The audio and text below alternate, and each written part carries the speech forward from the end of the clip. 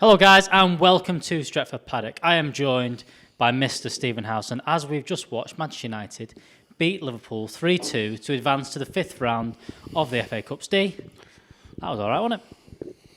It's good, that, yeah. It was very good. Considering that Liverpool, alright, they're going to say, we played some academy kid at centre-half. Alright, well, you've got a million injuries, of course you did. That's literally what they're there for. Apart from that, it's the fucking strongest team. Arguably, more first-choice players in it than ours had.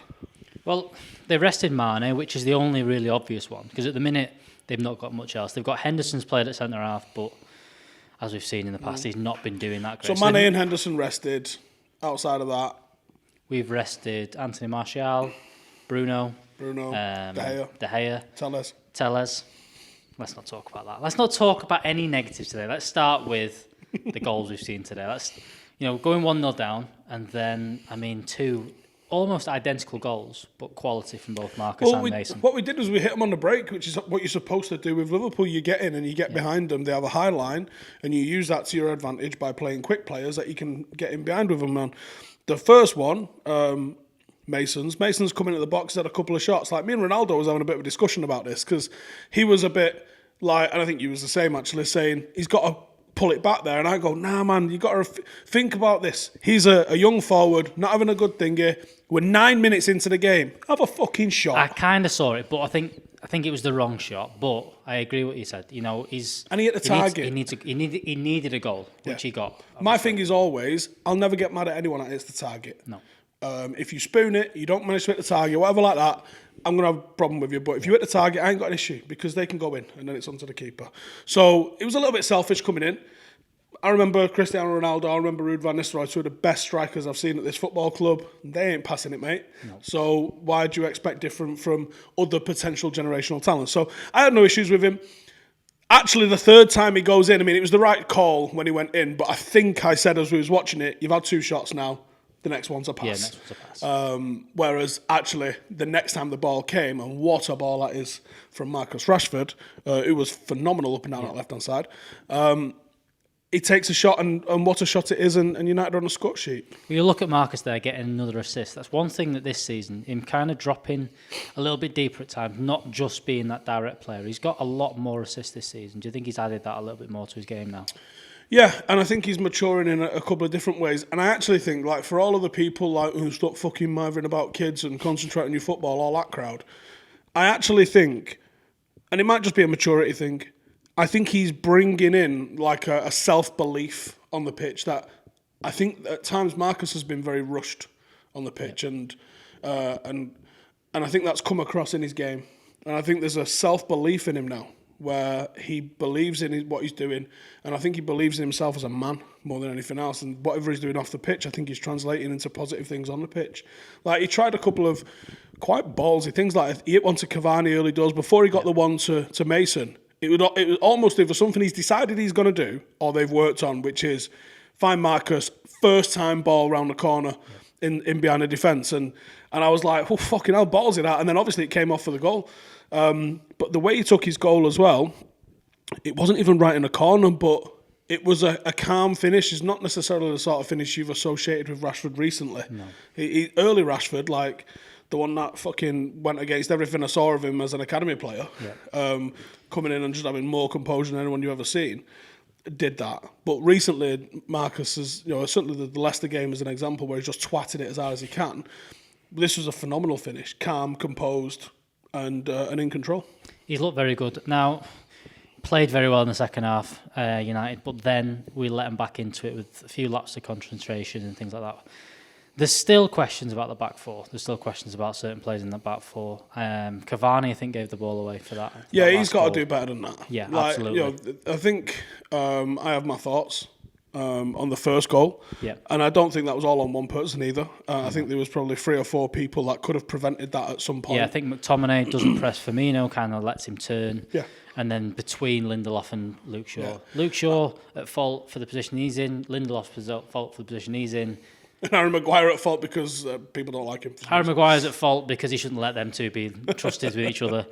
But yeah, I think a comedy of errors for that one. And then the second one, Cavani gives it away. But yeah, we still look a little bit there's times in the game where we look a bit all over the place, don't we? And that's got to be ironed out for us to go further in this competition and maybe further in the league. To be fair, if you're just picking up your wins, Yeah. no. And we've kept a couple of clean sheets of late, including at Anfield. Yeah. All right, today was a bit more of an open game, and I think both sets of players and managers treated it like a bit more of an open game.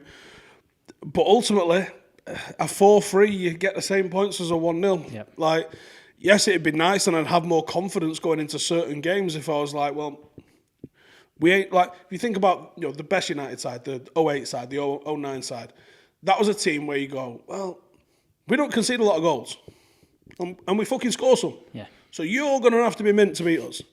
We're not at that level yet. No, we're not. And a few weeks ago, I think we titled the fan cam of mine "Ruthless Winning Machine," and all the comments was like, "We're not a ruthless winning machine." The literal point of the fan cam was, "We're not, and that's what we need to get to."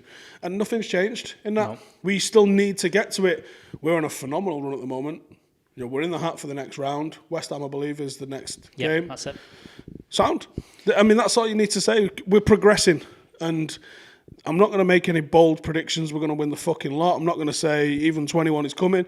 I'm just saying I'm enjoying life as a United fan at the moment. Yep. We've got a squad which has got competition for places. We've got a bench which is strong. We can, and I hope Solskjaer's got the confidence now to actually mix it up a little bit more and rest a little bit more, because he's never rested Bruno. Tonight he rested him and we won. All right, he needed him to come on and score a free kick. Which was all right, wasn't it? Yeah, and ultimately it's also shut up a load of people talking about Bruno's record against whoever. But, I hope he gets a little bit of confidence now that, you can trust some of the supporting cast, and it won't burn down in front of you. Quick one on the supporting cast. Donny van der Beek was obviously the one that came in for Bruno today. How do you think he got on? It was all right. I think people coming in expecting like he's going to absolutely reinvent the fucking wheel in a game. Like, when was the last time we even saw him? Was it like November? Yeah. Like, it's not going to happen like that. You need to give the guy a run of games. Everyone benefits from a run of games. I thought Pogba was probably up there with a shout for man of the match today. I thought Pogba played a game that maybe Pogba wouldn't like to play, necessarily. The sort of game that he might have moaned out under Jose, where he was very disciplined. And I thought some of his decision-making with the ball was fucking top, and maybe a little boring at times. But I think sometimes against a team like Liverpool, where they're going to have 60-70% of possession, sometimes you need to take the sting out of it and play it back to the defence and play it back to the keeper and start again. And I thought he was very intelligent with some of the uses of the ball that he had. And yeah, I thought Donny does that well. Yep. But I thought today, probably a little overshadowed, and not necessarily in a negative way, just by Pogba. And that could simply just be on the fact that he's match fit and had a run of games. Final one. We're winning the FA Cup. I don't know, it's too fucking early at this stage to say, innit? Yeah. What, are we in the 4th round? 5th round now. It's the 5th round. We're in the 5th round against West Ham, or that was the 5th round? 5th round against West Ham. Too fucking early. Yeah, let's talk in the quarters and see who's left in the quarters. Yep. And then the semis if we get there, and we talk about it there. But like I said, man, everyone wants these fucking, where are we going, what does it mean? It means today was good, last week was good, it's been good for a bit. Let's hope it continues being good. It means good. we're flying, that's all it means. Right. Just enjoy it. That is all from us. Thank you very much, Steve.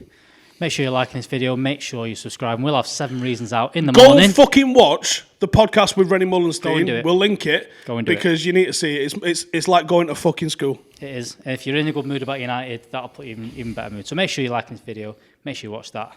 We'll see you in a bit.